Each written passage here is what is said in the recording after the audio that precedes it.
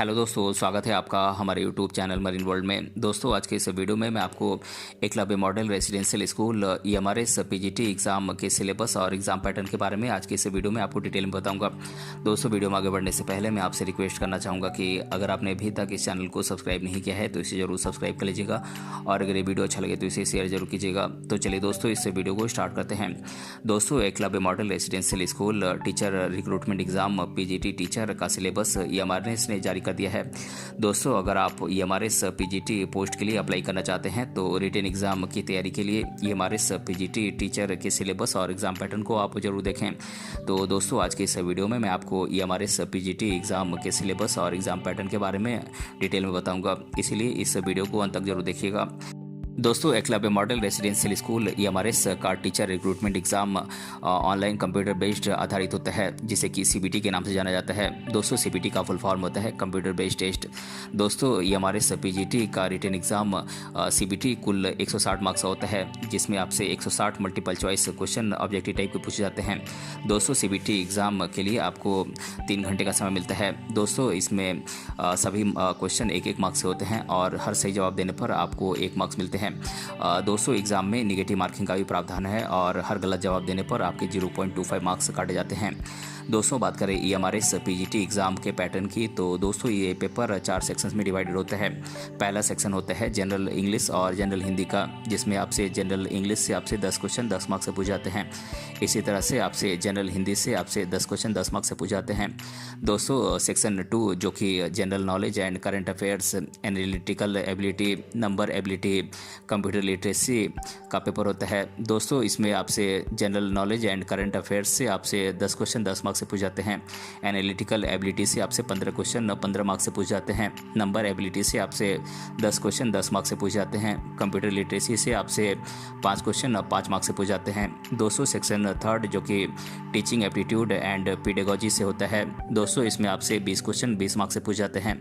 और subject knowledge जो कि आप जिस भी सब्जेक्ट को आप सेलेक्ट करते हैं, आप जिस भी सब्जेक्ट के टीचर बनना चाहते हैं, उससे आपसे 80 क्वेश्चन 80 मार्क्स से पूछ जाते हैं। इस तरह से कुल मिलाकर 160 क्वेश्चन 160 मार्क्स से पूछ जाते हैं। और दोस्तों, इस एग्ज़ाम के लिए आपको 3 घंटे का समय मिलता है। दोस्तों, अब मैं आप लोगों को Eklavya model residential school PGT exam के सिलेबस के बारे में आपको डिटेल में बता देता हूं। दोस्तों, बात करें जनरल इंग्लिश के सिलेबस की, तो इसका सिलेबस है reading comprehension, fill in the blanks, passage completion, fill in the blanks with suitable words, rearrangement of passage, grammar, spotting errors, sentence correction, spelling mistakes, word formation, active and passive voice, direct and indirect speech, synonyms and antonyms और idioms and phrases.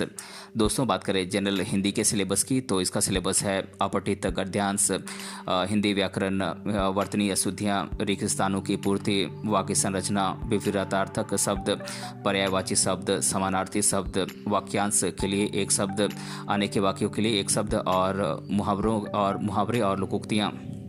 दोस्तों, बात करें general knowledge and current affairs के syllabus की, तो इसका syllabus है Indian constitution, history and geography of India, culture of India, general polity of India, economy of India, budget and 5 year plans of India, current affairs, national and international level current affairs, scientific research, invention and discoveries, sports of India and world sportsman, India and its neighboring countries and their capitals और financial and economic news. दोस्तों, ये सारी चीज़ें आपसे general knowledge और current affairs में पूछ जाती हैं।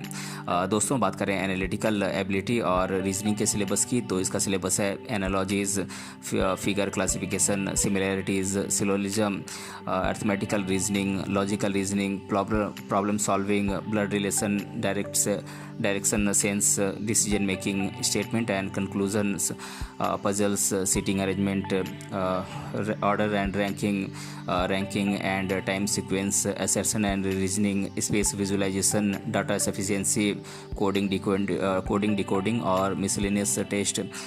दोस्तों, बात करें कंप्यूटर लिटरेसी के सिलेबस की, तो इसका सिलेबस है history of computer, hardware and software, basic computer knowledge, computer functions, operating system, exam MS office, MS excel और MS PowerPoint, internet knowledge, basic hacking, virus security tools इत्यादि आपसे पूछे जाते हैं। दोस्तों बात करें टीचिंग एप्टीट्यूड एंड पेडागोजी के सिलेबस की, तो इसका सिलेबस है growth and development, concept, theories, factors, childhood and adolescence, agencies of socialization, family, school, community, factors affecting child development, parenting style, concept and their impact on child development, Erickson's theory of social and emotional development, Kohlberg theory of moral development, intelligence, meaning, nature and principles of intelligence, meaning, principles, types of curriculum, year plan, unit plan or lesson plan, continuous and comprehensive evaluation, national education policy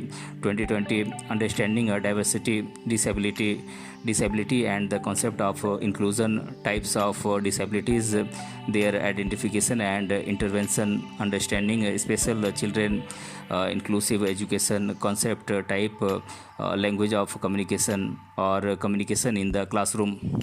दोस्तों बात करें subject concern के syllabus की, यानी कि आप जिस भी सब्जेक्ट के लिए आप एकलव्य मॉडल रेसिडेंशियल स्कूल में आप टीचर बनने के लिए आप अप्लाई करेंगे, उस सब्जेक्ट से आपसे क्वेश्चन पूछ जाएंगे। दोस्तों ये क्वेश्चन क्लास 12th लेवल के पूछ जाएंगे और ये NCERT बेस्ड क्वेश्चंस आपसे पूछ जाएंगे। दोस्तों ये इसमें डिफ़िकल्टी लेवल ग्रेजुएशन लेवल की होगी। तो दोस्तों आज के इस वीडियो में मैंने आप लोगों को बताया कि EMRS यानी कि Eklavya model residential school PGT exam के सिलेबस और एग्ज़ाम पैटर्न के बारे में मैंने आप लोगों को आज के वीडियो में डिटेल से बताया है। दोस्तों अगर आपको ये वीडियो पसंद आया है तो अपने फ्रेंड के साथ इसे शेयर जरूर कीजिएगा और अगर आप चैनल पर नए हैं तो इसे जरूर सब्सक्राइब कीजिएगा। मिलते हैं अगले वीडियो में किसी अन्य टॉपिक के साथ, तब तक के लिए धन्यवाद।